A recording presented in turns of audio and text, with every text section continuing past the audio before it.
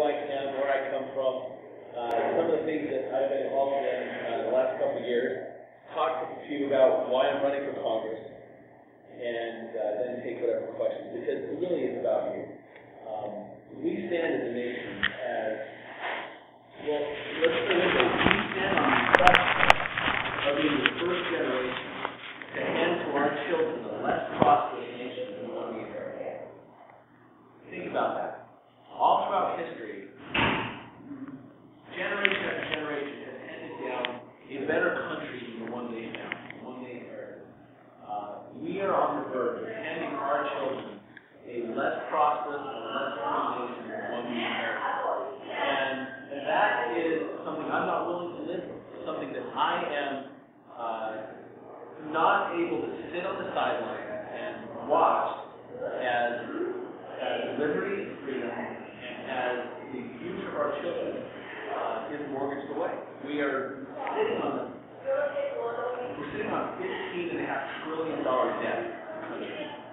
We're spending $1.5 trillion more every single year than we bring in. Every single year, $1.5 trillion more than we bring in as a country. That has to stop. We know what happened. We've seen the end of the road here. It's not a mistake. There's no question what happens if we don't change the way that we are spending. Look at Greece. Look at the Euro crisis over in Europe. These things are real problems that we are going to face if we don't turn the ship around. And that's why I'm running. The last 5 years, I'm in my third term as a state legislator, and I just resigned 2 weeks ago. I focused on running for office. I never ever intended to be in politics, ever. In fact, you go back 6 years, 7 years from today, you go back 7 years ago, I was about as able as you can get. I was working as a police officer. I had been a SWAT team commander, was a K-9 officer, and had been a sex crimes detective at one time. And really, I voted every November. I like all of you, I voted every November. But I never got involved politically. I certainly did not have a lot of passion about many issues. Sure, I had beliefs, but I didn't have a lot of passion about issues. There was a series of events that came together that led me to run for the state legislature, which I'm just in now, the state representative. To save you a long story, let me just say this. I was frustrated with, believe it or not, our sex crime laws. The laws that we had, the child protection laws we had in the state were very, very, very weak. I would arrest somebody as a detective and send them to prison for brutal offenses against a child. And they'd be out 3 years later and I'd arrest them again. And that was something I wanted to change, but I didn't exactly know how to change it. At that same time, I got a postcard, about that size, just a single sheet postcard in the mail, from a parental rights organization. And the normally one of those things you just read and throw away. But for some reason, I called the phone number. I thought these guys are talking about me. And I'm a strong parental rights advocate. Strong advocate for parents being able to raise their children how they see kids with the least amount of intrusion possible. And so I called the number on there and I said, you have a yard sign or something I can put in my yard? And they said, well, no, we don't have yard signs, but you could help us another way. I said, well, how? They said, well, you go to your caucus meeting and run as a delegate. That's the first time that I ever remember in my adult life hearing those two words. Now, how many here have been to a caucus meeting? Okay, almost all of you have been to a caucus meeting. Who's a delegate? Okay, wow. Okay, you're far more involved. What's that? Your breathing chair. I know. Okay. Let's say you've been involved a lot longer than I have, because I didn't know what a caucus meeting or a delegate was.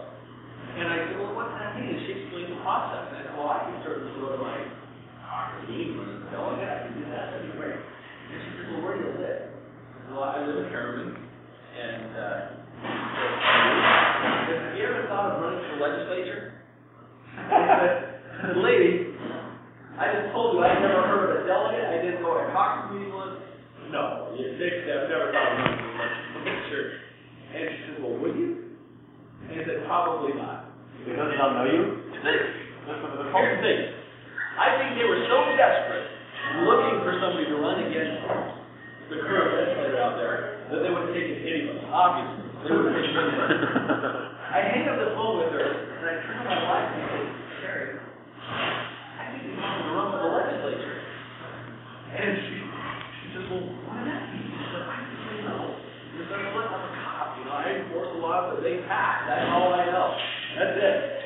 And she said, well, you can do it. I said, well, this is a family decision. It's something that I think would change our life. What was that like? Well, I decided to do it. The lady explained to me, I met with her later. I met with her about 2 weeks later. And I said, why in the world would you want me to run for legislature? She confessed that the representative out there in my area was what she referred to as the most liberal Republican in this state now. He continually voted against their issues, continually voted for increased taxes, continually voted for increased spending, and they voted out. Okay, well, I'll file the run, but I'm not running. So I'll file the run, I'll put my name on the ballot, just so you have somebody that you can say you're valid, but I'm not running. And so I went down to the Salt Lake County Clerk's office and cut a lot of the story out. So I went down to the Salt Lake County Clerk's office, I paid my $15.80. You know that's what it costs for us to run? $15. $15 and you can have your name on the ballot. And they put my name, they said, all right, you're a candidate. That's a bit. Yeah, it's a little more expensive than Congress. So I drive home, I'm like, man, it's process, I'm cool. I went home, and to be honest with you, listen, I've been a blue-collar, middle-class worker my entire life. I chose this life, and I'm not ashamed of it. I chose to go into law enforcement. Now, one time I was one of the youngest police officers in the state of Utah. Matter of fact, I was hired at age 20. But you cannot carry a firearm as a police officer until you're 21. Oh, you gotta be kidding. No.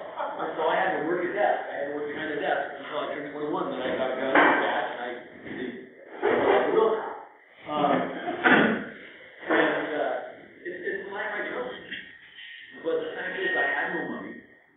I had no experience running for office. I didn't know anybody that had ever been in office. So I really didn't have the money. But the folks started doing it.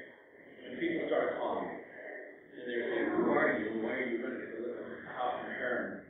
I'm not really running. They said, well, what's your platform? I said, well, I don't know. I'm not really running. And they said, well, that's not good enough for us. We don't like the guy who sits out there. Well, what do you believe in? And I said, well, I can tell you what I believe in. And I told them. I said, I believe that this is the greatest country in history. I believe that anyone in this country, anyone can succeed if government will get out of their way and allow them to succeed. If government will not try to regulate and tax them out of their churches.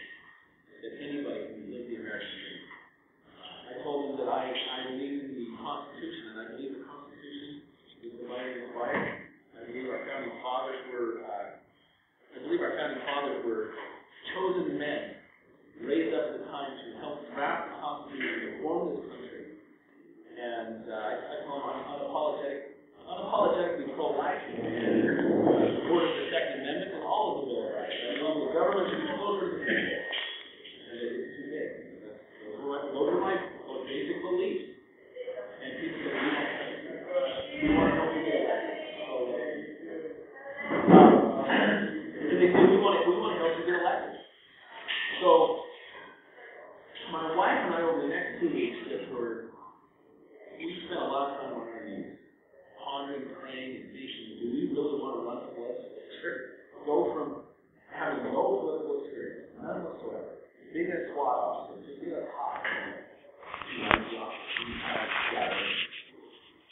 So I was raised in a military family. My father was in the 82nd Airborne Division. He had 5 boys and one sister. Out of the 5 boys,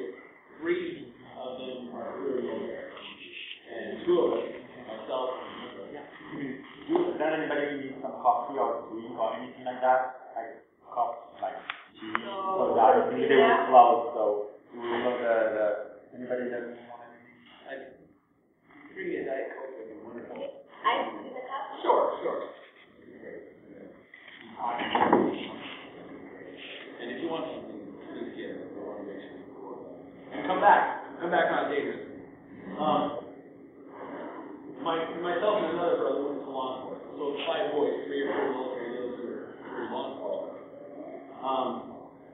The only thing I knew when I decided to run for the legislature was to work hard. Yeah. My father and my mother, they trained us to be some values. 4 essential values that we were raised with.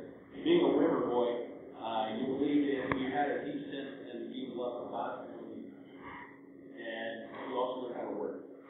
And so that's what I did. I decided, if I'm running for the state legislature, I'm going to work.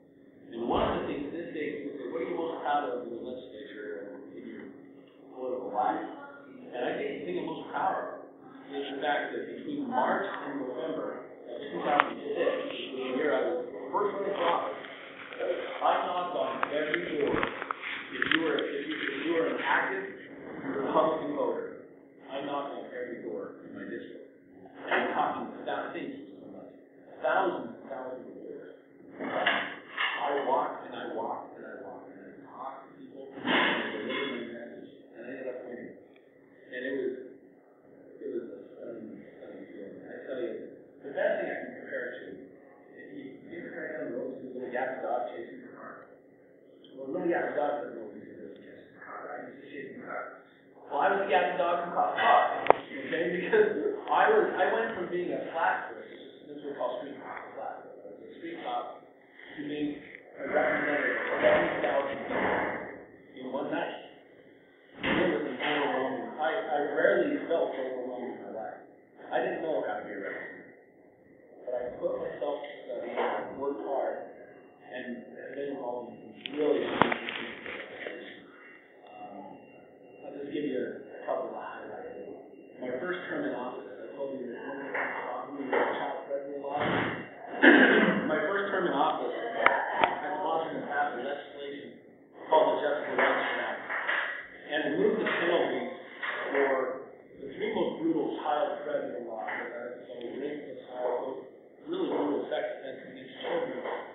They removed that penalty from 3 years in prison, which I love before I was elected, to a minimum mandatory 25 years to life in prison on the first degree, and life without parole on the second.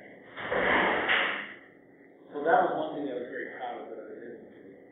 We continued on, and I was able to sponsor some really good legislation that made waves nationwide. I was the first legislator in the country to pass your contract interest. I don't know if this would have affected you. Or not. But there was a piece of legislation that the federal government was trying to pass.